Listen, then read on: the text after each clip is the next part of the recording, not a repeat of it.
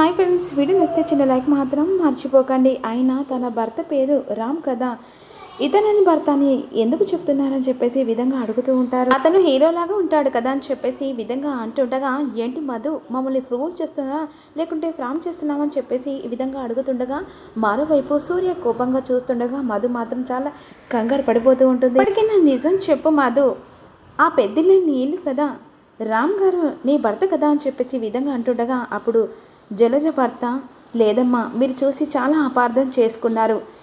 మధుమిత అత్తారిల్లు ఇదే, మీరు చూసింది మధుమిత చెల్లెలు సీత భర్త, ఆ ఇల్లు మొత్తం సీతదే అని చెప్పేసి విధంగా అంటూ ఉండగా, నిజమా మధు అని చెప్పేసి విధంగా అడుగుతూ ఉంటారు. మధుమిత కాస్త కంగారు పడిపోతూ ఉంటుంది. ఏంటి మధు మాట్లాడవే అని చెప్పేసి అంటుండగా, అప్పుడు జలజ భర్త, అమ్మ ఏదో ఒక దగ్గర పొరపాటు జరిగింది, మీరు ఇక వెళ్ళండి అమ్మా అని చెప్పేసి అంటుండగా, అప్పుడు వాళ్ళిద్దరూ సైగ చేసుకుంటూ అక్కడి నుంచి వెళ్ళిపోతూ ఉంటారు. జలజ భర్త ఈ విధంగా సూర్యతో అంటూ ఉంటాడు. మధు మీద అక్కడ ఉన్నందుకు మధుని ఇక అత్తారిల్లు అని చెప్పేసి వాళ్ళు అపార్థం చేసుకున్నారని చెప్పేసి ఈ విధంగా అంటుండగా, లేదన్నయ్య, అసలు తనని మనం చాలా అపార్థం చేసుకుంటున్నాం.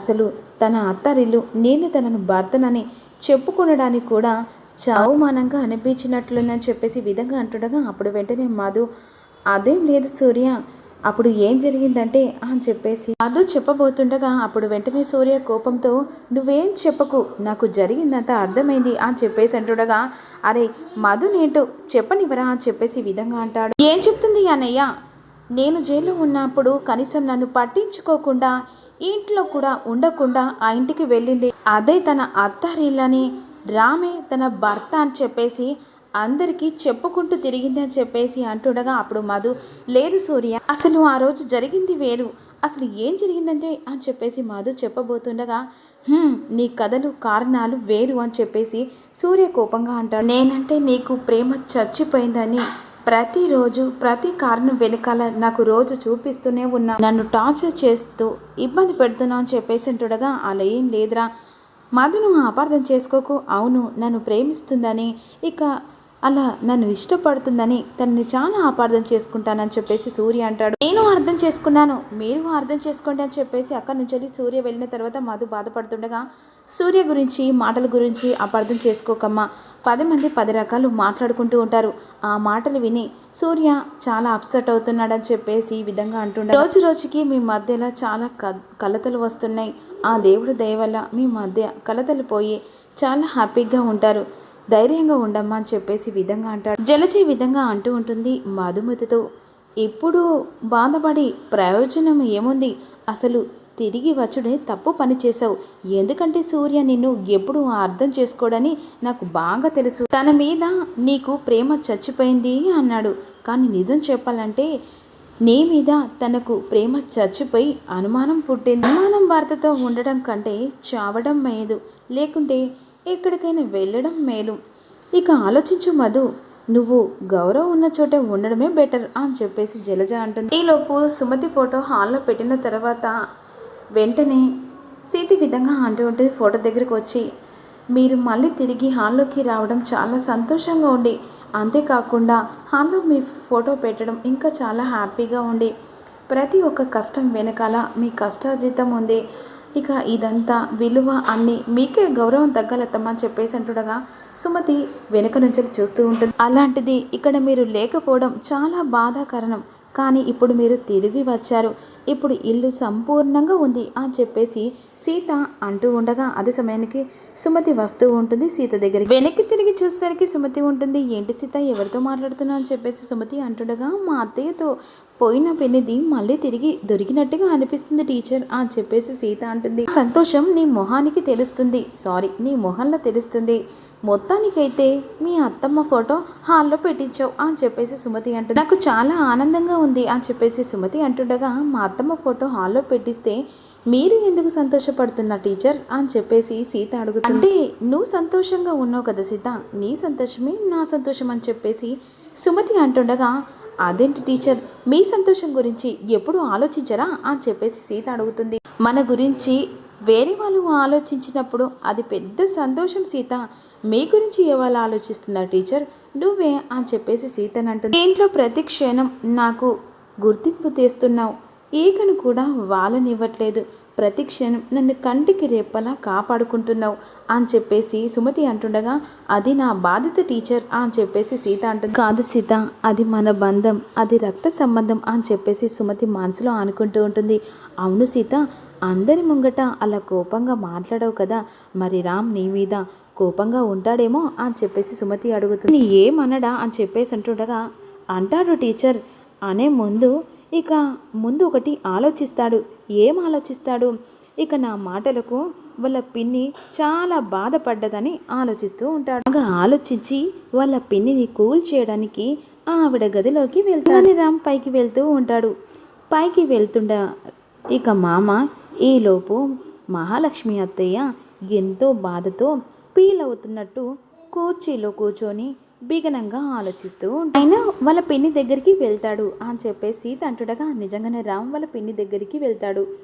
సీత రామ్ చెప్పే మాటలు చెప్తూ ఉంటుంది. ఇక్కడ పిన్ని అని చెప్పేసి మామ పిలుస్తాడు.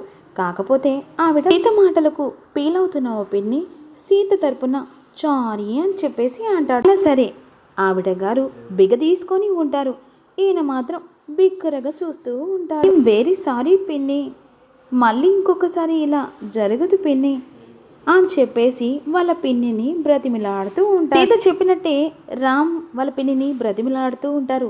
భోజనానికి రమ్మని చెప్పేసి చెప్తూ ఉంటాడు.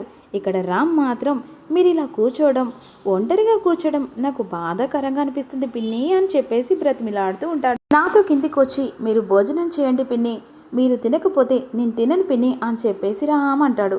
లేదు రామ్, నువ్వు వెళ్ళు, నాకు ఆకలి కావట్లేదు అని చెప్పేసి ఇక మహాలక్ష్మి అత్తయ్య అంటుంది. నిజంగానే రామ్ మహాలక్ష్మిని బ్రతిమిలాడుతూ ఉంటారు. ప్లీజ్ పిన్ని అని చెప్పేసి నన్ను ఫోర్స్ చేయకు రామ్, నేను తర్వాత తింటానని చెప్పాను కదా అని చెప్పేసి మహా అంటుంది. సరే పిన్ని, మీరు తిన్నాక నేను తింటానని చెప్పేసి ఆయన కిందికి బయలుదేరుతూ ఉంటాడు. అక్కడి నుంచి మామ వస్తూ ఉంటాడు. అప్పుడు వెంటనే మహాలక్ష్మి ఇంకా సీరియస్గా ఆలోచిస్తూ ఉంటుంది. ఆ కుర్చీల నుంచి పైకి లేచి గంభీరంగా పచారాలు చేస్తూ ఉంటారు. గాల్లోనే లెక్కలు చేస్తూ ఇక గాల్లోనే లెక్కలు చూసి ప్రచారాలు చేస్తే ఆలోచిస్తూ ఉంటారు అని చెప్పేసి మహాలక్ష్మిని డామినేట్ చేసి మాట్లాడుతుండగా సుమతి నవ్వుతూ ఉంటుంది. ఈలోపు రామ్ సీత వైపు చూసుకుంటూ వస్తూ ఉంటాడు. అండ్లు పటపటా కొరుకుతాడు. అలసిపోయి కుర్చీలో కూర్చొని రోలెక్స్ అవుతూ ఉంటాడు. ఈలోపు సుమతి రామ్ వచ్చేది చూస్తూ ఉంటుంది. సీత గమనించుకోకుండా మహాలక్ష్మిని డామినేట్ చేస్తూ మాట్లాడుతూ ఉంటుంది. తన చేతికున్న ఉంగరాన్ని బొంగరా తిప్పుతూ ఇక ఆలోచిస్తూ ఉంటాడు. రామ్ వస్తున్నాడని చెప్పేసి సుమతి మాటలు వినిపించుకోకుండా మహాలక్ష్మిని డామినేట్ చేస్తూ మాట్లాడుతూ ఉంటుంది. తన కళ్ళు పెద్దగా చేసి అర్చన అని చెప్పేసి వెనక్కి తిరిగి చూసేసరికి రామ్ వస్తూ ఉంటాడు. ఒక్కసారిగా షాక్ అయ్యి చూస్తూ ఉండగా అప్పుడు రామ్ కోపంతో ఏం చేస్తున్నావు అని చెప్పేసి అడుగుతుండగా, అబే ఏం లేదే, మా పిన్నిని ఇమిటేట్ చేస్తున్నావా అంటే అవును, అలాలే కాదు అని చెప్పేసి అంటుంది. చెప్పు. లేదు నేనంతా చూశాను, అయితే అవును అని చెప్పేసి సీత అంటే ఏంటి అవును అంటే మీరు చూస్తుంటే అవును, మీరు చూడకుంటే కాదు అని చెప్పేసి అంటుండగా అక్కడ సుమతి నవ్వుకుంటూ వెళ్ళిపోతూ ఉంటుంది. ఏంటి సీత తమాషాలు చేస్తున్నావా ఏంటి, నన్ను కూడా ఇమిటేట్ చేస్తావా, చేయమంటావా? ఈ సంగతి ఇక్కడ కాదు, ఎందుకు మామ గదిలోకి పద టీచర్ అని చెప్పేసి పిలుస్తూ ఉంటుంది. అలా చేపట్టుకొని రామ్ గదిలోకి తీసుకెళ్ళి వెళ్తూ ఉంటాడు. టీచర్ గారు ఎప్పుడో వెళ్ళిపోయారు పద అని చెప్పేసి రామ్ సీత చేపట్టుకొని తీసుకొని వెళ్తూ ఉంటారు. ఏదో సరదాగా చేశాను మామ, సీరియస్ తీసుకోకు. అంటే నన్ను కూడా ఇమిటేట్ చేస్తావా? చేస్తాను మామ. సరే చెయ్యి.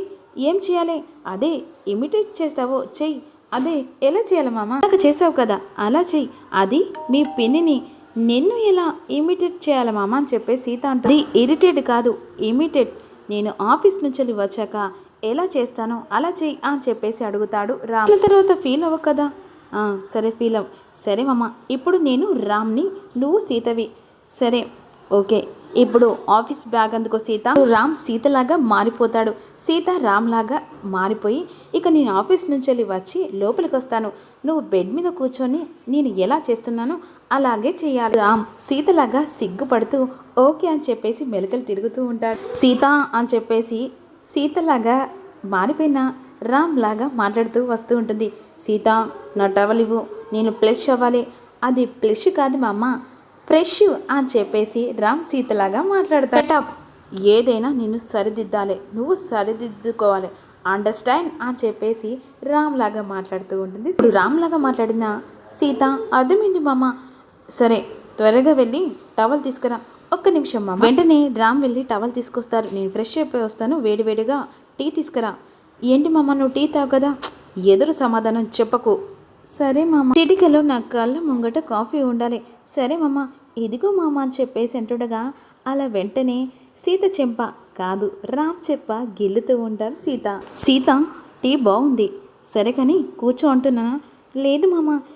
కూర్చో కూర్చో అంటే అంతా ఊరి చివర కాదు, నా పక్కన కూర్చోవాలి అని చెప్పేసి రామ్ని డామినేట్ చేసి మాట్లాడుతూ ఉంటుంది సీత. ఇక రామ్ లాగా మారిన సీత కాస్త అలా రామ్ని దగ్గర తీసుకుంటుంది. ఏంటి సీత, నువ్వు ఇవాళ రోజు చాలా అందంగా ఉన్నావు, చాలా ముద్దొస్తున్నావు. అవునా మామ?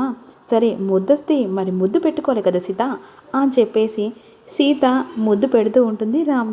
సీతలా మారిన రామ్ కాస్త సీతకు అదే రామ్కి ముద్దు పెడుతుండగా అదే సమయానికి వస్తున్న పిన్ని అని చెప్పేసి వెళ్తుండగా అప్పుడు రామ్ చేపట్టుకుంటాడు.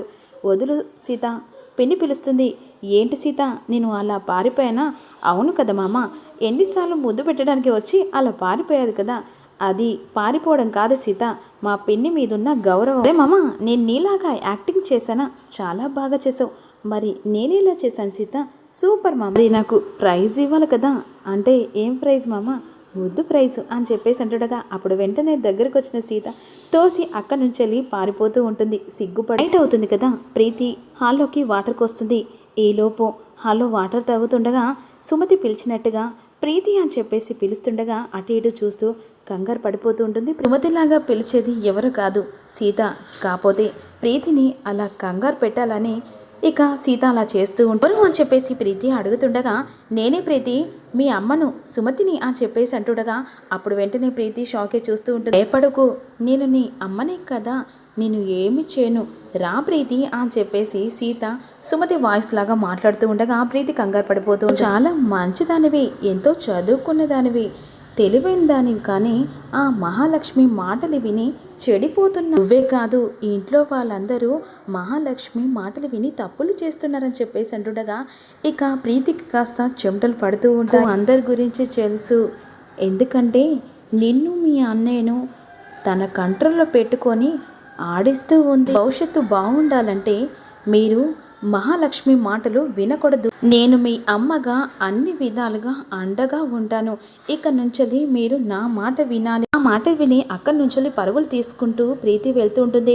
ఇక రేపు జరగబోయే సుమతి వర్ధంతిలో ఎలాంటి లోటు ఉండకూడదు అర్చన అని చెప్పేసి అర్చనకు జనకు చెప్తూ ఉంటుంది. నువ్వు గిరి దగ్గరుండి ఆ ఏర్పాట్లు చూడండి అని చెప్పేసి అర్చనకు చెప్తుండగా అలాగే మహా అని చెప్పేసి అర్చన ఇప్పుడే గిరితో ఏర్పాట్ల గురించి మాట్లాడతానని చెప్పేసి అంటుండగా ఇక ప్రీతి కంగారుతో లోపలికి వచ్చి అర్చన మీద పడిపోతుంది. ఏమైంది ప్రీతి, ఏం జరిగిందని చెప్పేసి మహా అర్చన అడుగుతూ ఉంటుంది. ఎందుకు టెన్షన్ పడుతున్నావు అని చెప్పేసి అంటుండగా పిన్ని అది హాల్లో ఏమైందని చెప్పేసి జన అంటుండగా డాడీ అమ్మ మాట్లాడుతుంది అని చెప్పేసి అంటుంది. ప్రీతి ఏంటి అమ్మ వచ్చిందా? అమ్మ రాలేదు పిన్ని, మరి అమ్మ వచ్చి మాట్లాడుతుంది అని అంటున్నావు అని చెప్పేసి జన అమ్మ ఫోటో ఏం మాట్లాడింది? పిన్ని గురించి బ్యాడ్గా మాట్లాడింది. పిన్ని చెప్పిన మాటలు అన్నయ్య నేను వినకూడదని చెప్తుంది అని చెప్పేసి అంటుండగా మహాలక్ష్మి ప్రీతి మాటలు విని షాక్ అయిపోతుంది.